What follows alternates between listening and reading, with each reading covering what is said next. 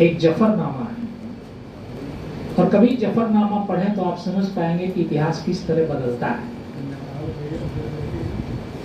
बाबरनामा का जिक्र करते हुए और इस बात का जिक्र करते हुए कि राजस्थान के इतिहास में एक चैप्टर है जिस पर बहुत कम बात होती है। बहुत सारे ऐसे चंद्रवरदाई को अगर हम याद करते हैं तो ये भी याद आता है कि चंद्रवरदाई लड़ते भी रहे साथ में। और राजस्थान के राजपूताना के इतिहास में जो हरावल एक जगह होती है, जब लड़ाई का जो सबसे अगला हिस्सा है, जो सबसे पहले लड़ता है उसको हरावल का दस्ता कहते हैं। तो हरावल में कौन लड़ेगा कौन नहीं लड़ेगा, इसके लिए बाकायदा बहुत सारी कहानियां हैं, लेकिन एक बहुत चैप्टर है जिस पर बहुत कम बात होती है कि एक हरावल का दस्ता ऐसा भी रहा है जो गीत गाते हुए लड़ता था और हर लड़ाई में मरता था। स्थिति ऐसी आई कि वो कौम गिनती में रह गई, खुद भी कविता पढ़े खुद भी लड़े। और ऐसे जो लोग हैं वो चारण हैं। बाबर का नाम मैं इसलिए और भी लेता हूँ कि बाबर और राणा संग्राम सिंह का जो भी रिश्ता रहा हो, लेकिन राणा सांगा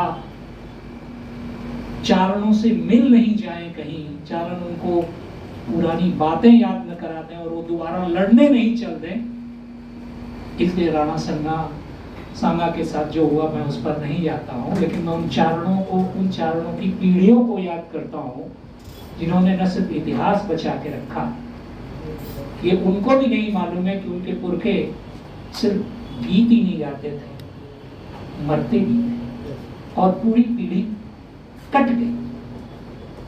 ऐसे एक चारण हमारे बीच में है, हिंगराज लाल रत्नू।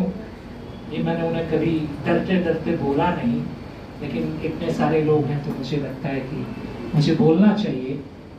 वे जनजात कवि, मैं कम से कम वो 4 लाइनें ही सुनाए और उनकी कद काठी से आप देख लीजिए कि ये सही में हरावल के दस्ते इनके पुरखे रहे।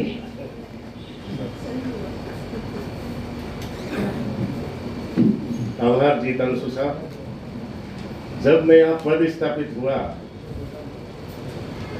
मुझे ऐसे मेरे भाई के माफिक जीतांशु जी और विनीत जी जैसे मिले।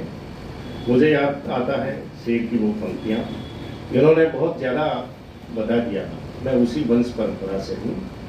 मेरे परदादा जैसलमेर महारावल के एडीसी थे, मेरे दादा बीकानेर महाराजा गंगा सिंह जी के एडीसी थे, और मेरे परदादा के पिता मंदरूप जी बाप जी जिन्होंने जैसलमेर और बीकानेर की सेनाओं का रक्तपात रोकने के लिए अपना बलिदान दिया, उन्हीं की वंश परंपरा से हूँ।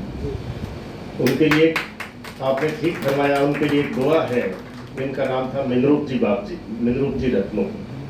उन पर मेरे फादर ने एक किताब भी लिखी है, मगरेरो मोती मिंजी रत्नू। एक दुआ है कि अड़या धनेरी ऊपरे रण भाटी राठौड़, पैर कटारी पौडियो मिनु चारना हो। अपने जीवन का बलिदान देकर रखवात होगा, उसी वंश परंपरा से हूँ।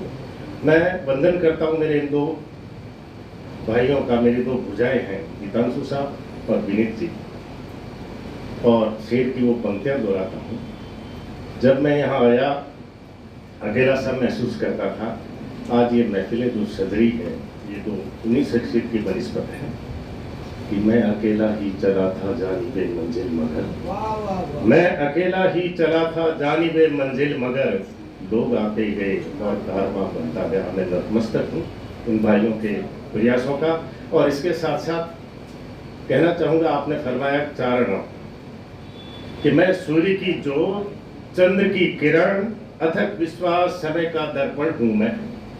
मैं सूर्य की जोत, चंद्र की किरण, अथक विश्वास समय का दर्पण हूँ मैं। इतिहासों ने मढ़ा, रसों ने जिसको गाया, तलवारों की धारों ने जिसको दुलराया, वही कलम का धनी ज्ञान का कारण हूँ मैं। चारण हूँ मैं, चारण हूँ। साथियों, जब गजल की है तो मेरी भी गुदगुदी हुई।